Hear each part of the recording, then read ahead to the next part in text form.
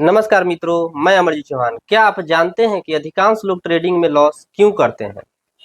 क्योंकि वो प्रॉफिट के पीछे भागते हैं। वो अपना रिस्क रिवॉर्ड कुछ रखते ही नहीं है, रिस्क को इग्नोर करके चलते हैं, रिस्क को तो कुछ मानते ही नहीं है, जिस कारण ये अधिकांश लोग लॉस में है। तो आज हम लोग बात करेंगे रिस्क रिवॉर्ड रेशियो के बारे में कि कैसे एक profitable trader risk reward ratio की सहायता से वो प्रॉफिट में रहता है। तो देखिए, रिस्क रिवॉर्ड रेशियो क्या है, सबसे पहले तो ये जान लीजिए। तो रिस्क रिवॉर्ड रेशियो वो है कि अपने कैपिटल के ऊपर आप कितना रिस्क लेते हैं और कितना रिवॉर्ड चाहते हैं, उसी के आधार पे होता है। मान लीजिए कि आपके पास 1 लाख रुपया है और आप 1,000 का रिस्क लेना चाहते हैं, यानी अपने कैपिटल के ऊपर 1% का रिस्क लेना चाहते हैं, यानी आप 1,000 लॉस फिक्स करेंगे। ऐसे आप 1,000 लॉस में लगा देंगे और टारगेट रखना चाहते हैं 3,000, यानी कि 3,000 मुझे प्रॉफिट मिलेगा। कोई ट्रेड लेते हैं तो यानी उस ट्रेड का रिस्क रिवॉर्ड रेशियो हो गया 1:3, यानी 1 रुपया कमाने के लिए तैयार है और 3 रुपया कमाने का उम्मीद रखते हैं। यही होता है रिस्क रिवॉर्ड रेशियो। और मान लीजिए रिस्क रिवॉर्ड रेशियो से अगर आप ट्रेडिंग करते हैं तो एग्जांपल के तौर पे मान लीजिए कि आप 10 ट्रेड लिए, 10 में से अगर आपका 5 ट्रेड लॉस हो गया और 5 प्रॉफिट हुआ, मतलब 50-50% हो गया। अगर आपका रिस्क रिवॉर्ड 1:3 है, यानी अगर 5 ट्रेड लॉस हुआ यानी 5,000 का आपका लॉस होगा और 5 को अगर ट्रेड प्रॉफिट में रहेंगे यानी 3-3 हज़ार का आपका टारगेट है, तो 15,000 रुपया प्रॉफिट में रहेंगे। यानी मिला जुला करके आप अगर 5,000 काट दिया जाए लॉस वाला तो 10,000 रुपया आप प्रॉफिट में रहेंगे। वहीं पे अगर रिस्क रिवॉर्ड 1:2 रखते हैं, यानी 1,000 रुपया लॉस आप फिक्स रखते हैं और 2,000 रुपया कमाने का टारगेट रखते हैं और 5 ट्रेड अगर प्रॉफिट में रहा, 5 लॉस में रहा, तो भी आप प्रॉफिट में रहेंगे। कैसे? क्योंकि 5 ट्रेड से आप कमाएंगे 10,000 रुपया, प्रति ट्रेड 2-2 हज़ार रुपया अगर अर्न करते हैं और 5 ट्रेड से लॉस होगा सिर्फ 5,000 रुपया, यानी ओवरऑल आपके पास 5,000 रुपया आप प्रॉफिट में रहेंगे। वहीं पे आप रिस्क रिवॉर्ड 1:1 रखते हैं, यानी 1,000 रुपया कमाने का टारगेट रखते हैं और 1,000 रुपया लॉस करने का, तो आप ना प्रॉफिट में रहेंगे ना लॉस में रहेंगे। हालांकि end of the month loss में रहेंगे, क्योंकि आपको ब्रोकरेज चार्ज तो देना ही पड़ेगा, एसटीटी देना ही पड़ेगा।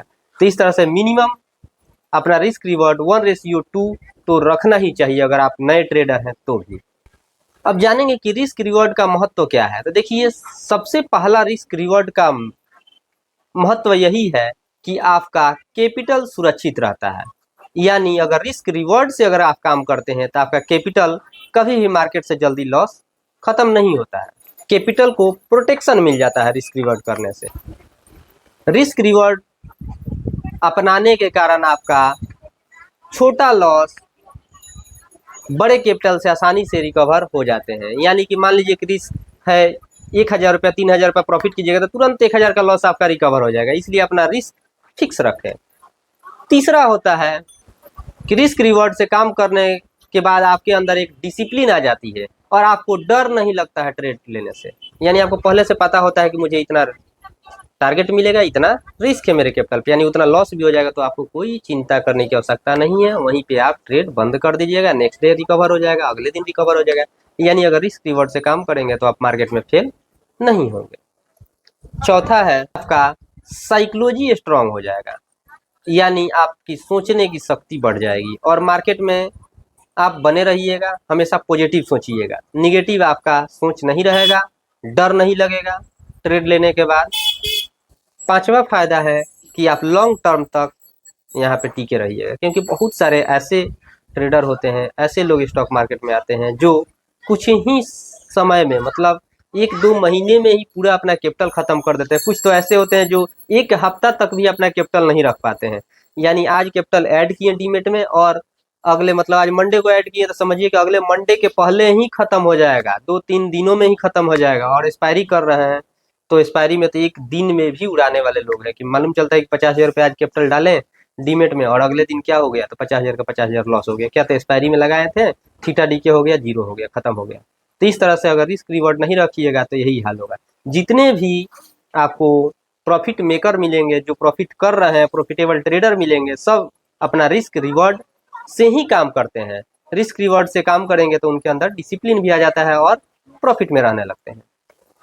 आप लोगों से हमारी राय यही है कि आप लोग हमेशा एसएल और टारगेट लगा करके ट्रेड करें, यानी कि आप ट्रेड लेने से पहले ही पता कर लें कि मुझे इस ट्रेड में कितना रिस्क लेना है और कितना रिवॉर्ड रखना है। जब इस तरह से आप ट्रेड लेंगे तो ही सफल हो पाएंगे। अगर आपको ट्रेड लेने से पहले ही अगर एसएल नहीं दिख रहा है, टारगेट नहीं दिख रहा है, तो प्लीज ट्रेड न।